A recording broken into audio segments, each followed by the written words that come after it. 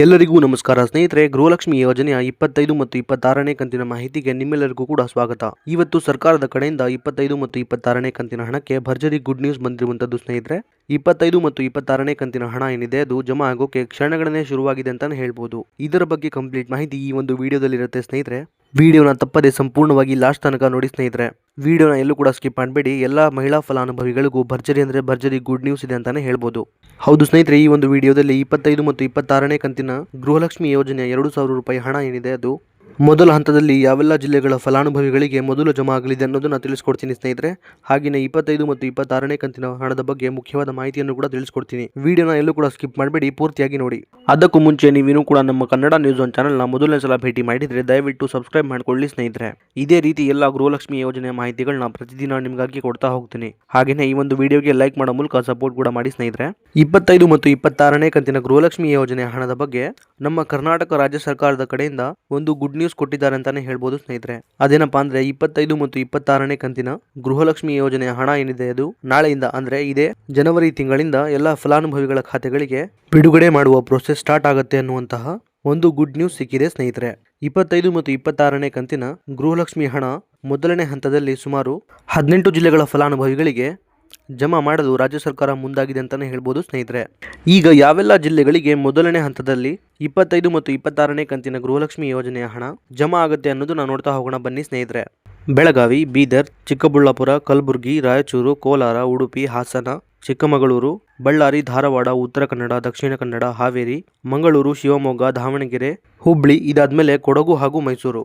Total ಆಗಿ ಒಟ್ಟು 18 ಜಿಲ್ಲೆಗಳಿಗೆ ಅಂದ್ರೆ ನಾನೀಗ ತಿಳಿಸ್ಕೊಟ್ಟಿರುವಂತಹ 18 ಜಿಲ್ಲೆಗಳೇನಿದೆ ಈ 18 ಜಿಲ್ಲೆಗಳಿಗೆ 25 ಮತ್ತು 26ನೇ ಕಂತಿನ ಗೃಹಲಕ್ಷ್ಮಿ ಯೋಜನೆಯ ಹಣ ಏನಿದೆ ಅದು ಮೊದಲನೇದಾಗಿ ಈ ಜಿಲ್ಲೆಗಳ ಮಹಿಳಾ ಫಲಾನುಭವಿಗಳಿಗೆ ಜಮಾ ಆಗ್ತಿರುವಂತದ್ದು ಸ್ನೇಹಿತರೆ.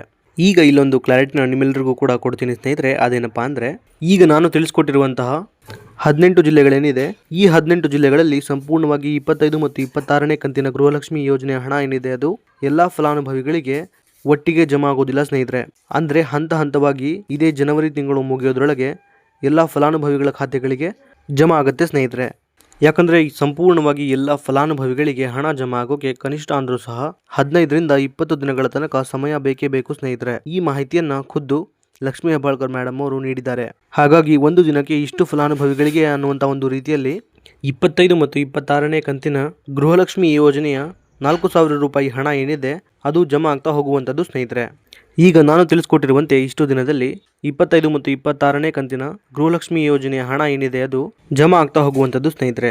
ಆದರೆ 1 ಅಥವಾ 2 ದಿನದಲ್ಲಿ ಸಂಪೂರ್ಣವಾಗಿ ಹಣ ಜಮಾ ಆಗ್ಲಿಕ್ಕೆ ಸಾಧ್ಯ ಇಲ್ಲ ಸ್ನೇಹಿತರೆ. ಇಷ್ಟು ಮಾತ್ರ ಕ್ಲಾರಿಟಿನ ನೀವು ಇಲ್ಲಿ ತಗೋಬೇಕಾಗತ್ತೆ. ಇನ್ನು ಉಳಿದಿರುವಂತಹ ಜಿಲ್ಲೆಗಳಿಗೆ 25 ಮತ್ತು 26ನೇ ಕಂತಿನ ಗೃಹಲಕ್ಷ್ಮಿ ಯೋಜನೆಯ ಹಣ ಯಾವಾಗ ಬರುತ್ತೆ ಅನ್ನೋದನ್ನ ನೋಡೋದಾದ್ರೆ ಸ್ನೇಹಿತರೆ, ಈಗ ಮೊದಲನೇದಾಗಿ ನಾನೀಗ ತಿಳಿಸ್ಕೊಟ್ಟಿರುವಂತಹ 18 ಜಿಲ್ಲೆಗಳಿಗೆ ಮಾತ್ರ ಹಂತ ಹಂತವಾಗಿ 25 ಮತ್ತು 26ನೇ ಕಂತಿನ ಹಣ ಬಿಡುಗಡೆಯಾಗುವಂಥದ್ದು ಸ್ನೇಹಿತರೆ. ಹಾಗೆಯೇ ಬಾಕಿ ಇರುವಂತಹ ಜಿಲ್ಲೆಗಳಿಗೆ ಈ ಜಿಲ್ಲೆಗಳ ಫಲಾನುಭವಿಗಳಿಗೆ ಹಣ ಜಮಾ ಆಗುವ ಪ್ರೋಸೆಸ್ ಮುಗಿದ ನಂತರ ಬಾಕಿ ಇರುವಂತಹ ಜಿಲ್ಲೆಗಳಿಗೂ ಕೂಡ 25, 26ನೇ ಕಂತಿನ 2,000 ರೂಪಾಯಿ ಹಣ ಏನಿದೆ ಅದು ಜಮಾ ಆಗೋಕೆ ಶುರುವಾಗುತ್ತೆ ಸ್ನೇಹಿತರೆ.